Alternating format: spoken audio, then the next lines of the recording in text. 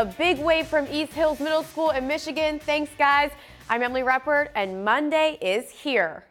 First up, there's a new gun law in the state of Florida, and it comes after lawmakers got a lot of pressure from students.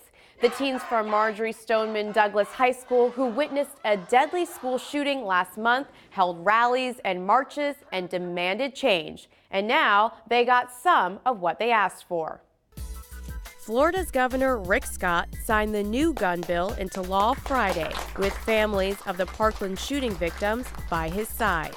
The legislation, named for Marjory Stoneman Douglas, limits firearm sales to people 21 or over, and only after a 3-day waiting period. It gives $400 million to school mental health programs and allows some teachers to be armed. One issue the students didn't get: a ban on certain guns. Florida legislators rejected a ban on assault-style rifles. We have to agree on some negatives in order to reach some of the positives. I do think that this bill is going to be effective, and I do think that I support it 100%. But before the ink was dry, the National Rifle Association filed a lawsuit arguing the law is unconstitutional. In a statement, the NRA says the new age restrictions is an affront to the Second Amendment and particularly offensive to young women. 19-year-old Brittany Hamalayan says she wanted to buy a firearm to defend herself. If I don't feel comfortable, then I would feel way more comfortable with a gun. But some constitutional law professors say the lawsuit doesn't stand a chance. The Supreme Court has said that even though people have a right to bear arms, it can be limited. The Stoneman Douglas students say they're going to keep pushing for more changes. And they aren't the only group of young people taking on the government.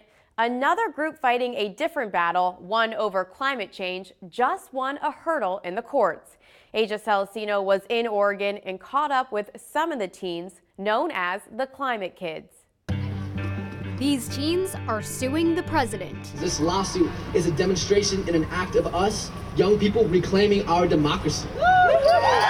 21 young people from across the country came together, taking the U.S. government to court for violating their constitutional rights. We're arguing that the atmosphere and water is a public trust, and we want that to be protected for us and future generations. We spoke with a few of the plaintiffs, or people suing. They say government policies have made global warming and climate change worse, threatening their generation. Can you guys describe how the government has violated your constitutional rights? For over 50 years, they have not only been denying climate change, but also promoting the use of fossil fuels. So not only are they saying, well, climate change doesn't exist, they have instead said, let's give money to oil companies so that we can get ahead in the world and we can have a stable economy. For Miko Vergun, the issue hits home. She's from a place that has already seen the impact of climate change. The Marshall Islands, which is where I was born, it's going underwater because of climate change and rising sea levels and huge storms. So that was when it really hit me. I was like thinking to myself, well, if I don't do anything about it, no one's going to do anything about it. Ever since the Industrial Revolution began in the late 18th century, factories, power plants, and later cars have burned fossil fuels, mainly oil and coal, which release large amounts of carbon dioxide and other gases into the atmosphere. These gases trap heat from the sun, causing our planet to warm in what is known as the greenhouse effect. Today, we're at the highest levels of carbon dioxide in millions of years.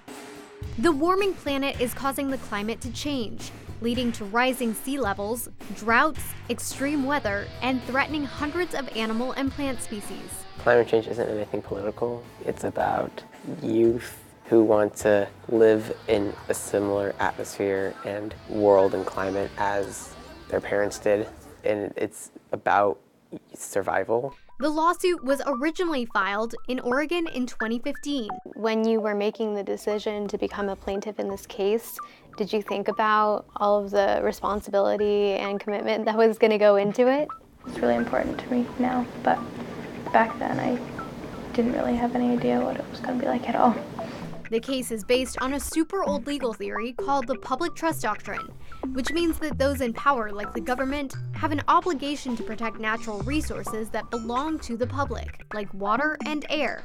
Both the Obama administration and now the Trump administration have tried to get the case tossed out of court. They're doing anything in their power for us to stop the lawsuit.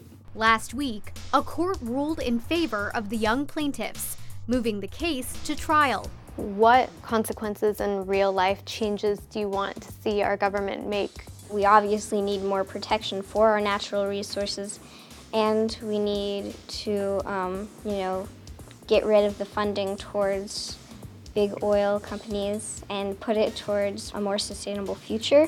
If the teens win, the government must be stricter on emissions and the amount of carbon dioxide in our atmosphere. But they say no matter what happens, this won't be their last move. It doesn't matter whether we win or lose. We're going to keep fighting and we're going to keep hoping for change. Asia Celestino, Channel 1 News. They've got a long battle ahead and no word yet on when that trial would start, but we will definitely be keeping an eye on that. All right, next up, how retail stores are tailoring their shopping experience.